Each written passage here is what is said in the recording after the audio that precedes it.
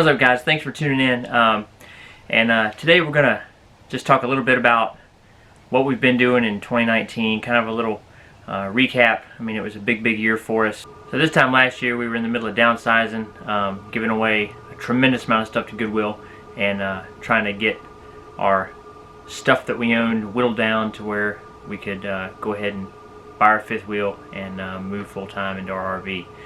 So just going to do a little recap of that, kind of go over the whirlwind that 2019 was, and just want to remind you guys, if you have just come across this video, if you don't subscribe to us, we would greatly appreciate it if you did, and then you can follow along on our full-time RV adventures. 2020 is going to be an exciting year for us. We got some really neat stuff coming to the channel, and we're super excited to share it with you guys. So make sure to leave a like on this video, subscribe, and ring that bell so you get notified every time we put a new video out.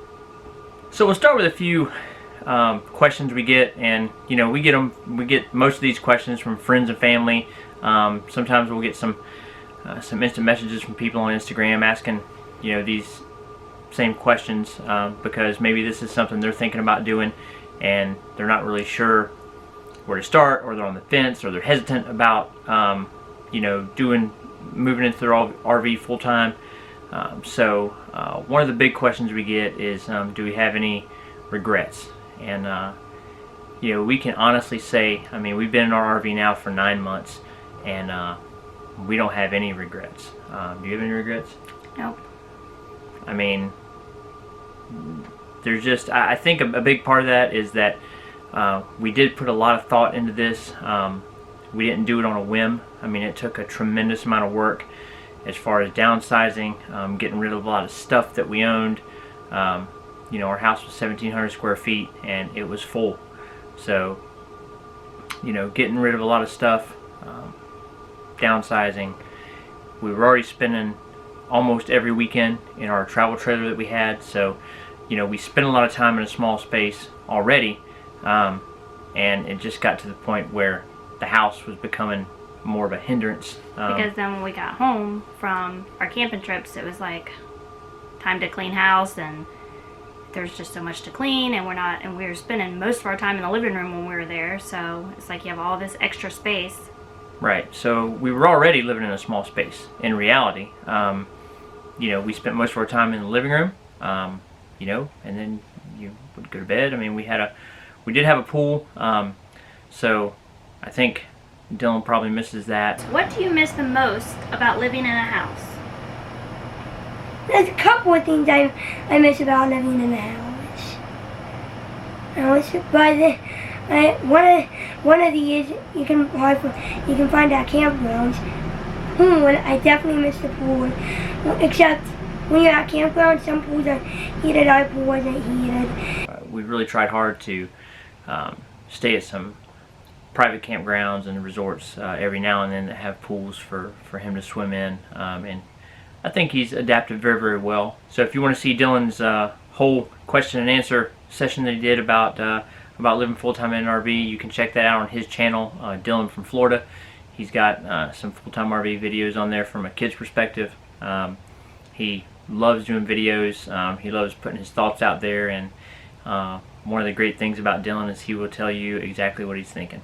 He's not shy about letting you know what's on his mind. So some of those videos can be pretty entertaining.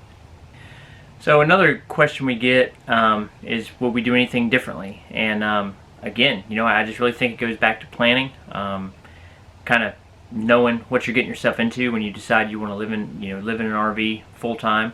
Like we said, I mean, we spent a tremendous amount of time in our travel trailer, and we kind of knew what we were getting into. We knew what was involved in living in a small space, when we would take our weekend trips all the time. So I think, if I had to give advice to somebody about how to make the transition from living in a house into a travel trailer, a fifth wheel, a motorhome, whatever you're deciding to move into, I think our biggest piece of advice would be to, if it's at all possible, rent a travel trailer, rent a small camper or a small Class C. I mean, it's something that you can go out in, try it out. Make sure that you're not going to have some pretty big buyer's remorse when you sell everything you own and buy a small motorhome, buy a camper, fifth wheel.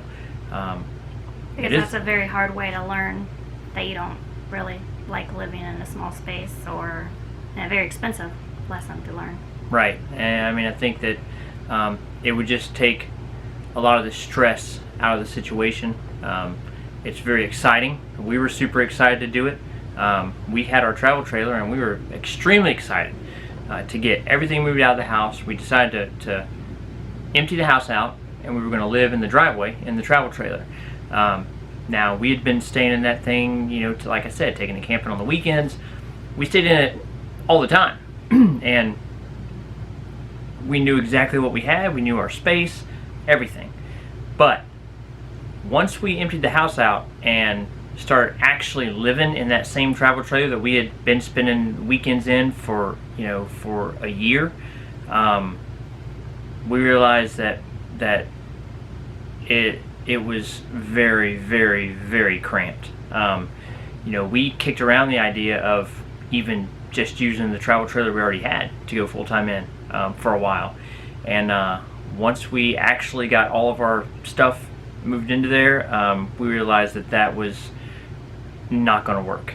I mean, there's a lot of people out there that make it work, but for us, one of the big things with having the fifth wheel versus the travel trailer is the slides. It makes such a big difference. Right. We could sit on one side of our travel trailer and prop our feet up on the cabinets on the other side. So it was extremely cramped. For our situation, there's like Erica said, there's a lot of people that do it and make it work, and they're very, very happy with it. So if that's you, then that's wonderful. I mean, there is no perfect solution for everybody, but for our situation, we found out that we were going to need something with a little more space than what our travel trailer offered.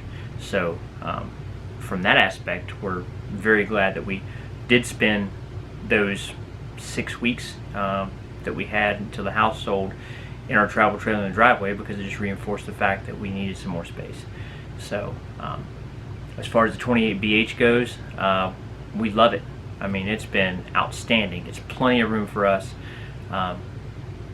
It's been great. We have a video giving you guys a tour of our fifth wheel. You can check that out. And I think the only thing we would do differently as far as the fifth wheel goes, we would get rid of the trifold sofa a lot sooner than we did. We removed the trifold sofa, we put a table and 3 chairs in place of that, and that's worked out much, much better. So in our tour video, you'll see the trifold sofa, but this is what it actually looks like now.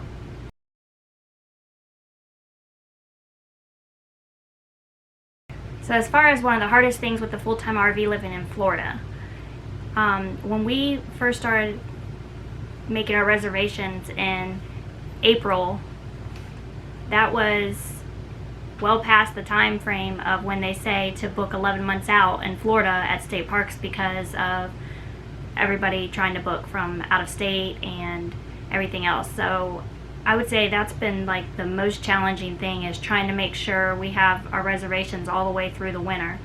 And I would say January and February were the hardest, but there were some times that we just had to keep going on and looking for cancellations and stuff that we couldn't get booked as far ahead of time as we wanted.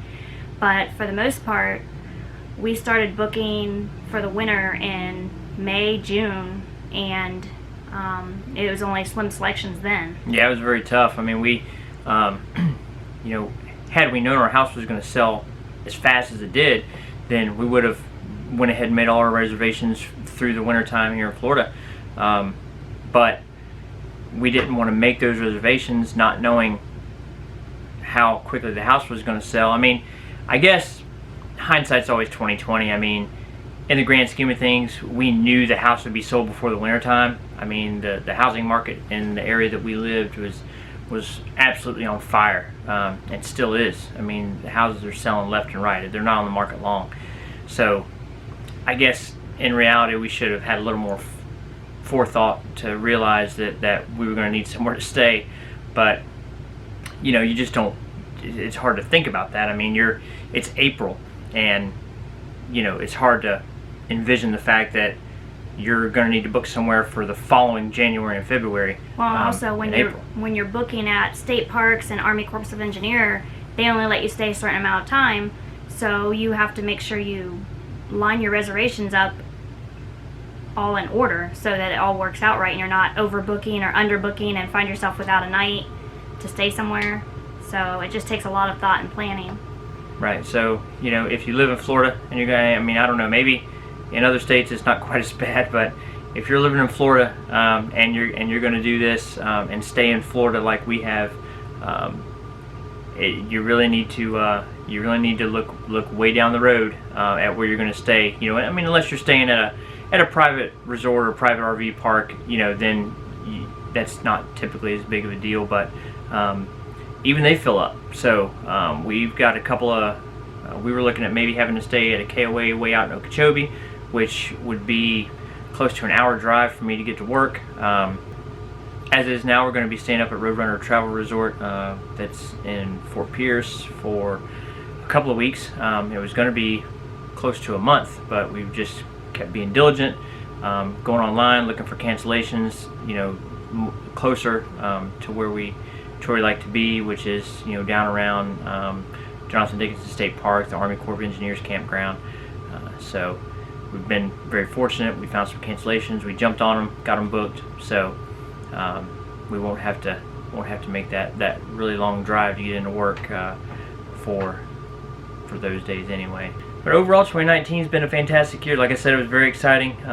It was a lot of changes for us as far as our normal routine that we had when we were living in a house.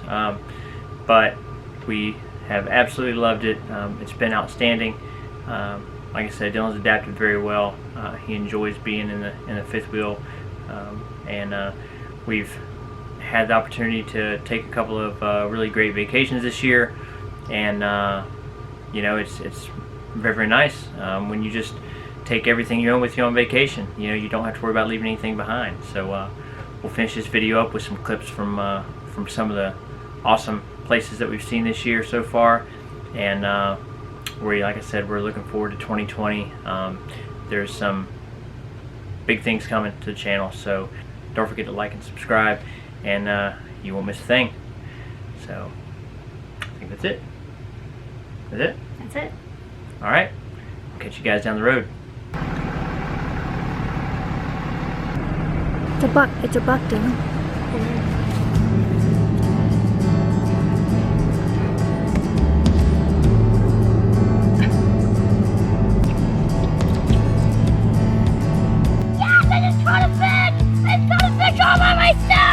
Dylan, dang, son, that's a bass. Dude, I'm so excited. Alright, so now you just kneel down by the water, get down close. Down here close, squat down. We'll just give him just a little toss right back in the water. Swim away. There he goes. Yes! Dude!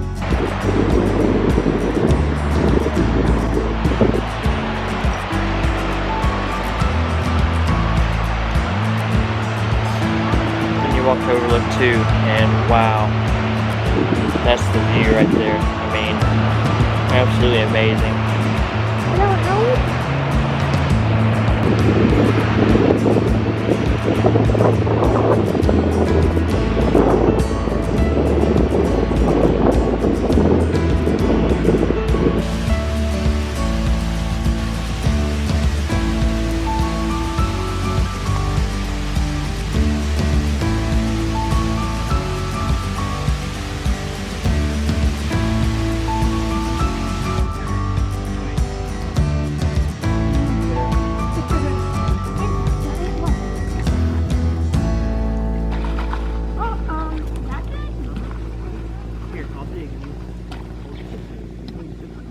Bye.